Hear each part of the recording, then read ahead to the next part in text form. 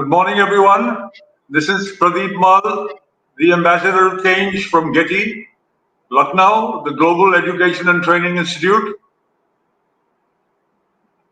We are the leading institute for training teachers and principals in India, and we have many in-service and pre-service programs. And for more information on this, please go to 740-840-1000. Right now, you are on our disruptive education platform provided to us by our mentor, Dr. Sunita Gandhi. On this platform, we have interacted with more than 1,100 educators from India and all over the world. And today we have for you Mr. Ananda Reddy, CEO, Inner Genius, Bangalore, Karnataka. He is a qualified professional with over 38 years of experience in the service industry, hotels, retail, education, and consulting. He is passionate about learning and helps individuals optimize learning as a lifelong learning journey. He has recently dedicated his life to support institutions in implementing the NEP 2020 in letter and spirit. He comes from a family of teachers and has worked in the Taj Group of hotels in various senior capacities. He then worked in Spinneys in Abu Dhabi and trained staff in various fields and introduced the 360-degree feedback system there. He received the Employee of the Month award and was nominated as the Associate Nominee for the Regional Award in 1998. As principal of PES Institute of Hotel Management, he implemented SMILE, which is self-managed in-depth learning. He was the founder director of ACE Institute for Creative Excellence, and he established the Vishwamitra Academy of Learning as a trust to empower teachers in educational institutions. He enjoys reading. He's a black belt in karate. He is learning the Kerala martial art, Kalari. He is highly spiritually inclined and he indulges in organic agriculture. He will be speaking to us today on handling disruptions in education, role and responsibility of academic heads of higher education. Welcome, sir. Thank you, sir. And over to you. Thank you very much, Mr. Pradeep, for that lovely introduction. So let's begin on today's topic of how do we handle disruptions. Okay, and that so if in order to handle the disruptions, what is an academic head needs to handle. So it could be slightly different from the school level and then from the higher education. So today we are going to be focusing on the higher education, right? So let's get back to the first word, which is disruptions. Now, can we avoid disruptions in life? Whether it is an individual personal life or as a single family life or in a larger society or at the world level, disruptions is actually the norm. In fact, each one of us strive to improve ourselves day by day. This much I am I'm very sure about, that everyone wants today to be better than yesterday and tomorrow to be better than today. And we want our children to be better than us and so on and so forth. So growth and development is an innate capability, or it is a nature endowed inclination for each one of us to keep moving forward. But what exactly is the growth? That is a choice that is left to us as human beings. We can choose as to which direction that we want to go and take the necessary steps to move forward. When such a thing happens, anything that gets established as a norm must get disrupted. That's nature. And I'm sure everyone is, has heard enough of these cliches saying that change is the only constant in life. Right now, when the change is for the good and takes a leap into the future, we will call it as a disruption. And disruption takes place in every area of life. And education is preparing the children for life. So hence, it's a very important part of it. So now, what you say, I can't hear, but what you are is because is so loud and it is very clear. So as a head of an academic institution, that too at the level of a higher education, how are we supposed to handle the disruptions that is taking place in the world in general and in education in specific, right? So that's what is the part that we are looking at it. So it is, and I think I've just now established that yes, it is a must, that there is no option in that left, right? So the next part of it is how are we going to go about it? Before that, let me just say a couple of more things I add to what Mr. Pradeep has spoken about me. See, I started my career in the industry. I was in the production part of it. And from there, I moved into learning and development because I realized that that's one of my innate strengths. I help people to optimize their learning capabilities. Okay, so given that as a process, that gave me an opportunity to move completely into a learning and development role. From there, I went to Abu Dhabi. I got an international awareness of what is happening around the world. So when I came back to India, I decided to dedicate my time for in the field of education only. Right. So all that I knew at that time was what the industry was doing at that time. Now it is all changed, but at that time. So when I came, I brought many of those things and simply implemented in the when I was a visiting professor, and later on when I was as a principal. Right. So I was causing disruption. I did not realize it at that particular point of time. Right. And later on, when I came out and we looked at it, we said, yeah, okay. So when I established the Vishwamitra Academy of Learning to support teachers and students and educational institutions and academic heads, I started interacting, trying to understand everything from their perspective. So I was an academic head in the college, and then later on, I stepped aside and started helping many other people. So that is what is giving me the perspective from the education as well as from the industry, both in India and abroad. So I'm bringing all of that. And so when I implemented all those things, there was a huge resistance for that in the teams that I worked with. And it took quite some time to get over the resistance and implement it and make things happen. Right. The results were amazing. And everybody benefited and everybody enjoyed at the end of it. But during the process, like in our uh, scriptures, or not scriptures, the Puranas and the things, when it says that what is called as the Kshira Sagara Madanam, right? So when the ocean of milk got churned, yes, finally we got the Amrut. But before that, even the Kalakota Visha also had come, and then there's a lot of things came, including Lakshmi and in various things that has happened for it. So a lot of things that happen. So during this process is when, as the head of the academic institution, something similar would happen. How you handle and how you take it forward is what we are looking at it. So now, though I face so much of resistance there, now the national education policy is endorsing all the things that we did something nearly about 10-15 years back.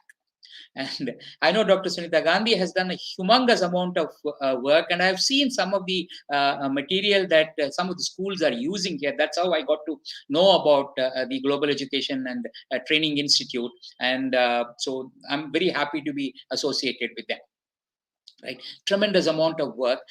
And like Dr. Smita Gandhi, there are many, many other people who are doing phenomenal amount of work, right? But in order for an academic head to go out and find out about it, they should do their own research and search for it, right? What I do when I work with them is, I point to the source, and B, I help them to distill the information to the people, and then how they can build it up. So today in this talk, I want to talk about the top headlines of what is it that as a head of an academic institution, one should be looking at. Okay. The first one, which we have already covered, is it is a must. There is no choice. There is no escape for it. And so it is better to embrace it. So embracing means that you are committing to bring about a phenomenal amount of growth in your own institution, in the lives of your faculty, teachers, students, parents, and also beneficial for the management. And you are one person who is connected to all of them directly as a head of an institution, right? So you are in a very important role, and the work that you do is phenomenal. And I bow down to each one of you who has taken up this role, and it is highly responsible, because we are literally creating the next generation. How the next generation moves, so this responsibility is huge, and thank you for shouldering that. So first one is embrace it. Second, as a part of that, is commit. Commit to see that progress happens on every single basis, right? So once these two things happen, the commitment is only the beginning. The sankalpa is only at the very beginning stage. All right. So you're committed. You want to move forward. Next, we need to set the stage up and bring in all the resources that are needed, both the people resources and as well as the material resources, right? So on the material resources, I would include even the technological resources, right? Today, every single person has got, I'm able to sit down at my home in Bangalore and talking with Mr. Pradeep, who is sitting in a completely different city in India, and everybody around the world has the ability to watch us live, and they can also watch it later. Now, this kind of a thing, how can we bring it to, especially in the higher education? There is no need for a student to be physically present in the same room. There are a lot of benefits, and I think people have started appreciating thanks to the lockdown. Okay. All right. So there is a necessity to come together and be physically in the same place. A lot of things can happen over there. But a lot of work that we do need not be done in the classroom. So even when I was implementing Smile and the whole thing was happening, I was telling my teachers, I used to ask this question to the faculty members, ask them, says, how much time do you have for completing the syllabus that you are expected to do?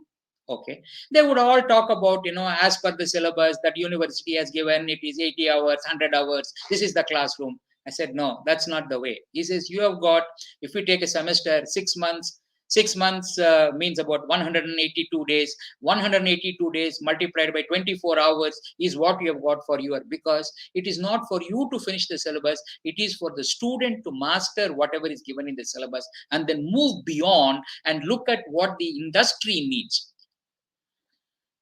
You may not like me saying it, but I'm sure if you take a moment and reflect back on yourself, the syllabus that we have right now is in no way in congruence with what the industry is asking for. And that is why there is a very low level, a very low percentage number comes, that the number of graduates who are employable is a very small number.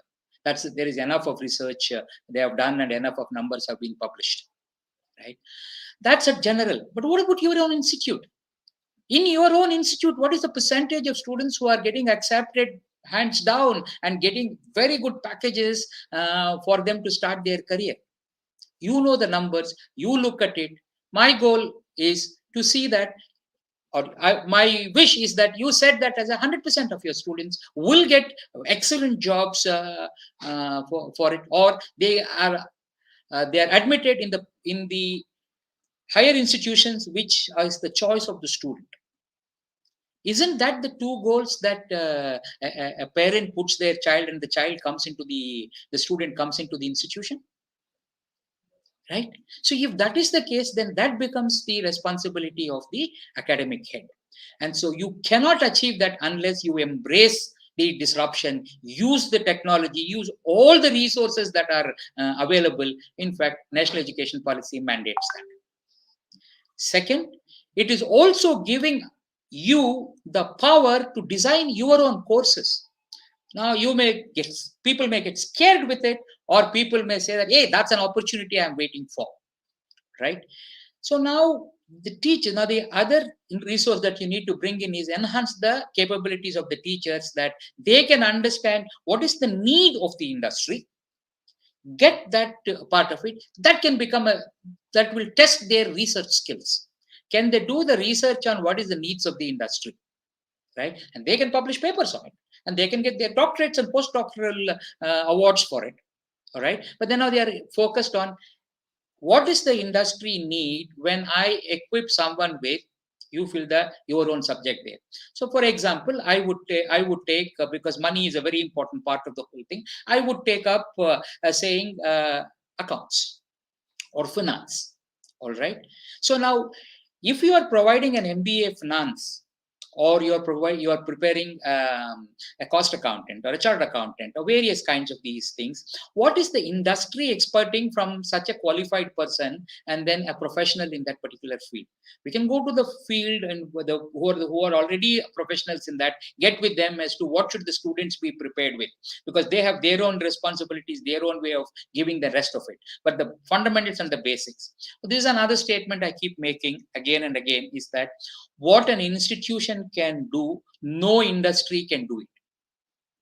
The other side, what the industry can do, no institution can do it, right? But by merging both together and marrying it and bringing them together, we can certainly do wonders of the wonders, and every single person, and we can take the students in our institution to such a level that they are global leaders. They are providing the best of the best to the world, and they are recognized by the world, and they are also rewarded for what they bring to the table.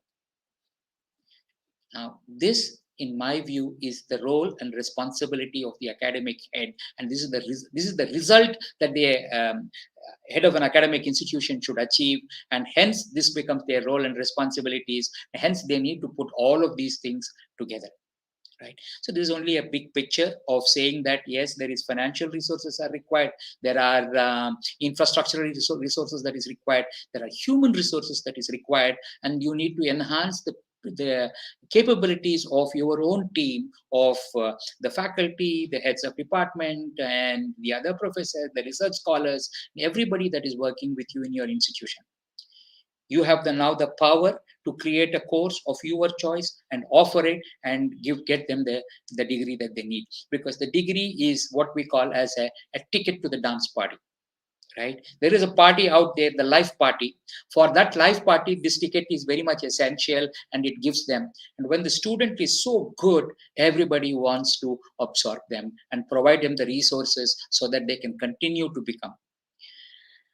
When all of us join our hands together and work together to make this happen, and I am sure we as Bharat, the India, will produce not just Nobel laureates in science or in economics or in various fields, including peace and bringing happiness to the world, and also in every other field, whether it be in sports, arts, every aspect of it. India is producing humongous number of people at the world level, and where they're considered as world class. I always use those words, world class, but not world's best. No, the best can there be only one? No, there is no best. There is world class. It's the highest level of performance that when they do, and we all become peers, we all become a team, right?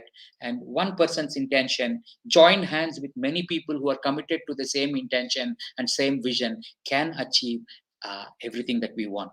We have many examples from the history for that, be it our own father of the nation, Dr. Mahatma Gandhi, okay, or as well as many other people, whether it is Nelson Mandela or and John F. Kennedy, who put the man on the moon. Anything that you look at it, one person's vision, when cast upon, a team forms together and everything comes put together, and the biggest thing is achieved.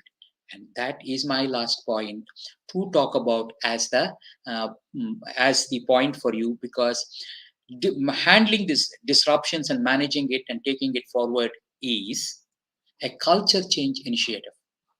You need to change the complete culture that is happening in terms of performance and reaching over here. All right. So these are the major points for me. Let me just summarize it in a minute for you. Is that first one is acceptance and embracing it, and then committing to it, putting in all the resources together, understanding that it is a culture change that needs to take place, and the whole team can only do. And you as a leader has a phenomenal role to play. And I wish you all the very best. And if ever you need anything if I can be of any help to you, please do let me know, and I'll be glad to support you. Thank you very much for listening to me. And I would like to, Mr. Pradeep, to take it forward from here. Thank you very much, sir. Sir, how far is the role of a head uh, responsible for him to be responsible for co-curricular activities covering, things like sports and other cultural activities? I think the head must have this ability to do this and to do it well, aimed at promoting certain values in children. Absolutely, absolutely. See, the now here is a real life challenge in some people's mind. It can come because this is the kind of the question that I had got from when I was working with the people. He said, "See, I have never played sports, right? And now, how are you telling me to be the sports thing? What can I do about it? I've been a sports person at the highest level in my student days, but I haven't been doing for so long, right? So, but each one have different kinds of doubts and questions. Now, when we look at this, it is like this. I say, please do not divide life into different. In order to organize and manage, there is worthwhile to divide, because we need to devote resources. The biggest resource is a time, right? How much time to give for, whether it is sports or arts or pursuit of research and various things that people need to. So making sure that enough time and the other resources are allocated for each activity is the responsibility of the head. If the head, whatever it is, they need not personally do it, that's where the team comes in, and each one is given the responsibility to produce excellence in that particular area. All right. So I had my colleagues who were there. There was one person is working with the Jain University even now. He was passionate about cricket. He made cricket as the life of a bunch of students there in the part of it. I take credit for it because I provided the time and the other resources. That's all. Rest of it, it's his work, right? And so that's one example, because you use sports, I'm using the sports as. So in every single area, there are different people who came in and did different things. This is what as a head needs to do. The head is a leader, casts the vision and provides the resources, and then backs off and allows the people to take it up. Right. This is the role that I see as a role and responsibility for the head. Thank you, sir. Thank you, Mr. Ananda Reddy, for Yes, that sir. very lucid talk, and very important for heads as well as all teachers to understand what is required. So, I request you further to watch our Detox Disruptive Literacy Movement by Global Dream, which is an initiative by Dr. Sunita Gandhi since 2014. This is to ensure everyone's participation in helping India becoming totally literate. It's by a people's movement. So let's each one teach one. This one I'm sure you've heard before. To ensure foundational literacy and numeracy for all our brothers and sisters in India. And we have regular talks on this also. And for more information on this, you can go to 740-840-1000 to attend the talks that you would like to. And so, good morning, everybody, and see you again tomorrow. Thank you, Mr. Reddy. Very, Thank very, you. yeah. Yes. So thank you very much. And Nice listening to you. I'm also committed and devoted. And anybody wants any help, please reach out, and I would be here to support you. Yeah. So thank you very much for having me here, Mr. Pradeep. Yeah. Goodbye. Thank you, sir. Thank you for your time. Thank you.